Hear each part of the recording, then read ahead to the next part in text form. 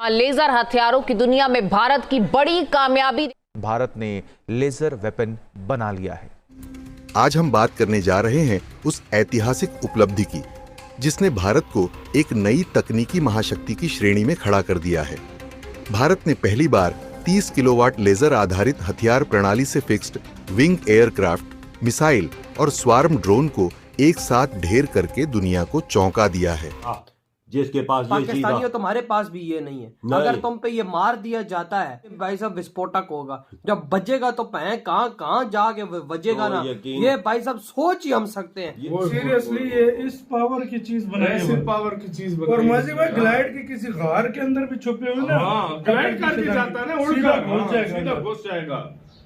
भाई चीन बोलते हो कि ये मतलब इतने खतरनाक और दुनिया का सबसे मजबूत डिफेंस सिस्टम है उसके पास, और दुनिया की बहुत मजबूत आर्मी है। एयर फोर्सेस के मामले में उसके पास काफी चीजें बहुत हैं। ये इतनी खतरनाक चीज है कि ये पाकिस्तान के चौथे हिस्से को खत्म कर सकती है। यार मिसाइल टेक्नोलॉजी के मामले में देखा जाए, पता नहीं इंडिया ने कितने किस्म के बना कर रखे हैं। सही बात है, दुनिया एक बार ये एक पहाड़ पे गिर जाए तो रेजा उसको पहाड़ चूर चूर हो जाएगा। सही बात है। देखो भाई साहब डीआरडीओ क्या कर रहा है, क्या कर रहा है। तो इंडिया डिफेंस सिस्टम इतना आगे निकल चुका है कि अमेरिका भी हैरान रह गया कि ये इंडिया कर क्या रहा है। वही ना, देखो भाई साहब इंडिया इस टाइम अमेरिका के साथ साथ चल रहा है। जो चीज इस टाइम अमेरिका के पास है वही चीज भारत के पास है। जय हिंद दोस्तों डीआरडीओ की नई उपलब्धि को देखकर सभी हैरान रह गए हैं और सभी यह सोच रहे हैं कि जब इतने घातक हथियार भारत के पास स्वदेशी तौर पर आ जाएंगे। सीरियसली ये इस पावर की चीज बनाई, पावर की चीज और मजे में ग्लाइड के किसी गार के अंदर भी छुपे हुए ना,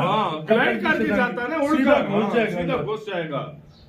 भाई चीन बोलते हो कि ये मतलब इतने खतरनाक किस्म के बना, और अडानी मिलकर बना रहा है डीआरडीओ के साथ मिलकर। यार क्या बात है इंडिया। यार मिसाइल टेक्नोलॉजी के मामले में देखा जाए, पता नहीं इंडिया ने कितने किस्म के बना कर रखे हैं। सही बात है, दुनिया एक बार ये एक पहाड़ पे गिर जाए तो रेजा उसको पहाड़ चूर हो जाएगा। सही बात है। सही बात भाई, आपने देखा नहीं है? देखा हमने जो गिरा तो भाई। अब दरअसल हाल ही में भारत ने पहली बार 30 किलोवाट लेजर आधारित हथियार प्रणाली से फिक्स्ड बिग एयरक्राफ्ट मिसाइल तैयार करके पूरी दुनिया को चौंका दिया है। यह टेक्नोलॉजी वही टेक्नोलॉजी है जिसे हॉलीवुड की फिल्मों में स्टार वॉर्स के नाम से देखा जाता है, और अब भारत आज हॉलीवुड वाली इस तकनीक को हकीकत में बदल रहा है। यह 30 किलोवाट की लेजर आधारित डायरेक्ट एनर्जी वेपन यानी कि DAW है, और यह एक ऐसी हथियार प्रणाली है जो कि लेजर की किरणों के जरिए दुश्मन के ड्रोन, मिसाइल, हेलीकॉप्टर और फिक्स्ड बिग एयरक्राफ्ट को हवा में ही तबाह कर सकता है। इस हथियार में किसी भी बारूद, गोला या मिसाइल की आवश्यकता नहीं होती, बल्कि यह सिर्फ लेजर की किरणों के माध्यम से ही दुश्मन को टारगेट करके उसको तहस नहस कर सकता है। डीआरडीओ ने इसे defence research and development organisation के सहयोग से तैयार किया है, और अब यह तकनीक बनकर तैयार हो चुकी है और जल्द ही भारतीय सेना के जमीन और समुद्री प्लेटफॉर्म पर इसे तैनात कर दिया जाएगा। डीआरडीओ के द्वारा बताया गया है कि यह सिस्टम 5 किलोमीटर के रेंज के अंदर किसी भी हवाई खतरे को चुटकियों में मार के खत्म कर सकता है। डीआरडीओ के चेयरमैन डॉक्टर समीर कहते हैं कि यह तो बस शुरुआत है, आगे देखिए हम ऐसे हाई एनर्जी सिस्टम को तैयार करने में लगे हुए हैं जो कि अच्छे देशों की रातों की नींद उड़ा देंगे। इस बारे में रिसर्च भी किया, मैं यकीन नहीं आ रहा था कि भाई साहब वाकई इंडिया ने ग्लाइड बम टेस्ट किया। लेकिन इंडिया इस दुनिया का आज चौथा देश है। America, Russia, China, India. जिसके पास पाकिस्तानियों तुम्हारे पास भी ये नहीं है। अगर तुम पे ये मार दिया जाता है, 1000 किलो का बीच में भाई साहब विस्फोटक होगा, जब बजेगा तो कहाँ जाके बजेगा ना। ये भाई साहब सोच ही हम सकते हैं। ये इतनी खतरनाक चीज है कि ये पाकिस्तान के चौथे हिस्से को खत्म कर सकती है। अचीवमेंट्स तो देखो यार, हम पाकिस्तान किधर हैं? हमारी सेना कितना टाइम होगा को टेस्ट ही नहीं कर रही है। क्या बना हुआ है भाई इस देश के अंदर?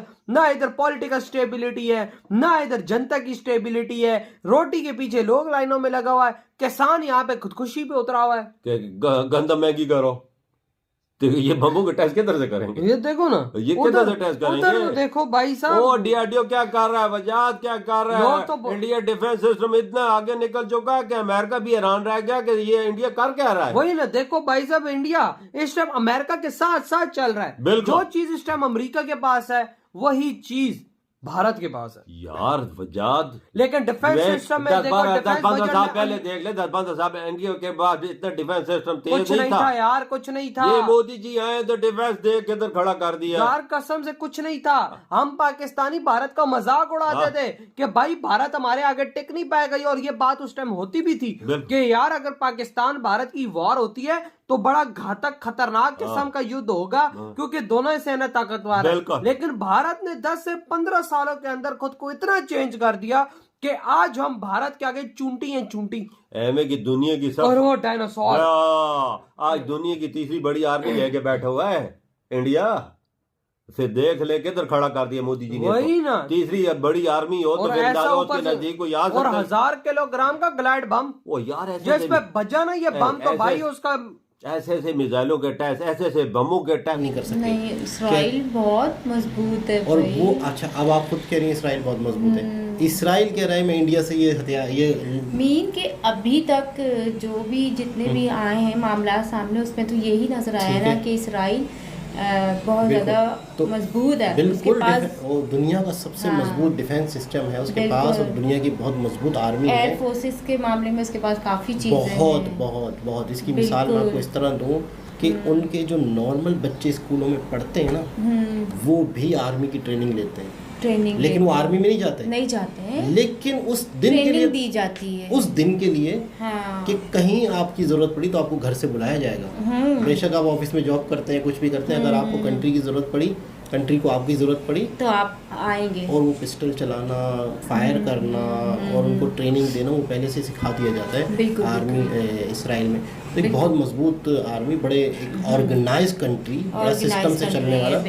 वो अगर कह रहा है कि मुझे इंडिया की ये टेक्नोलॉजी हर कीमत पे खरीदनी है, तो इससे क्या मुराद? और इंडिया ही बना सकता है, बिल्कुल, और कोई और नहीं बना सकता। जैसे अमेरिका से भी यही आवाज़ आई है कि इंडिया ही ये बना सकता है, हम नहीं बना सकते, और कम बजट में। कम बजट, $3 एक शॉट पे कह रहे हैं कि $3 का एक्सपेंस आ रहा है, और कहीं पे अमेरिका वाली उसमें कितने डॉलर आ रहे हैं, किसी $20 आ रहे हैं, किसी पे 10 आ रहे हैं। तो अच्छा, ये तो वैसे इंडिया की एक बहुत बड़ी खासियत है, हर मामले में इंडिया ने हमेशा बहुत कम कॉस्ट पे चीज़ें बना के दिखाई। मेड इन इंडिया यानी मिसाल के तौर पे चंद्रयान मिशन है, बिल्कुल इतना कम कॉस्ट पे दुनिया हैरान है। अच्छा, कोई भी ट्रेन है, कोई भी ऐसा सिस्टम है, तो वो मतलब इंडिया, यानी चंद्रयान का बजट जो बताते हैं वो इंडिया, यूरोप, अमेरिका की मूवी से कम है। यानी कि वहाँ की जो मूवी बनी थी, ग्रेविटी मेरे ख्याल में मूवी का नाम था, उसका बजट इतना ज़्यादा था जितने में सच में इंडिया चांद पे पहुंचा। तो इतने कम बजट में अगर एक कंट्री काम करे तो वाकई दुनिया हैरान तो होगी। तो बहुत ज़बरदस्त लगा, बहुत ज़बरदस्त, वाकई बहुत बड़ी अचीवमेंट है, बहुत बड़ी। अभी शायद लोगों को इतना अंदाज़ा नहीं होगा कि ये कितनी बड़ी टेक्नोलॉजी है, आने वाले वक्त में शायद लोगों को पता चलेगा कि ये कितनी बड़ी अचीवमेंट है। मैं कहती हूँ कि समझ ले, इंडिया तो बिल्कुल बहुत ज़्यादा पावरफुल हो गया है। और फिर उसके बाद जब से ये अभी जब ये रेजर लाइट है तो फिर तो इनको कोई टेंशन ही नहीं है, बिल्कुल ऐसा ही है। क्योंकि अब दूसरे ममालिक भी देखिए ना, इनकी तरफ अट्रैक्ट कर रहे हैं कि हम परचेज कर सकते हैं, क्योंकि अगर हम बनाएंगे तो हमें डबल बजट पड़ेगा, और तो इस वजह से इंडिया से ही मंगवा लेते हैं। तो एक्सपोर्टिंग भी शुरू, पहले तो आपके पास टेक्नोलॉजी, पहले तो टेक्नोलॉजी हो किसी कंट्री के पास, फिर उस कंट्री को बनाएगा, फिर उसको किस क्वालिटी की बनती है कोई नहीं पता, टेक्नोलॉजी है या नहीं है। अब इंडिया ने बना ली और इतने सस्ते में बना ली, तो अगला देश कहेगा कि मुझे दूध दे, मैंने बनानी नहीं है, मैं बनाने के चक्कर में नहीं पड़ूंगा, मुझे इतनी सस्ती मिल रही है तो अगर मुझे सस्ते में पड़ी तो फिर मैं क्यों पूरी टीम लगाऊं उसमें और इतना बजट लगा के मैं अपना बनाऊं। तो दोबारा किसी और वीडियो से आपसे मुलाकात, बिल्कुल, तो दोबारा किसी और वीडियो से आपसे मुलाकात होती है। जब तक के लिए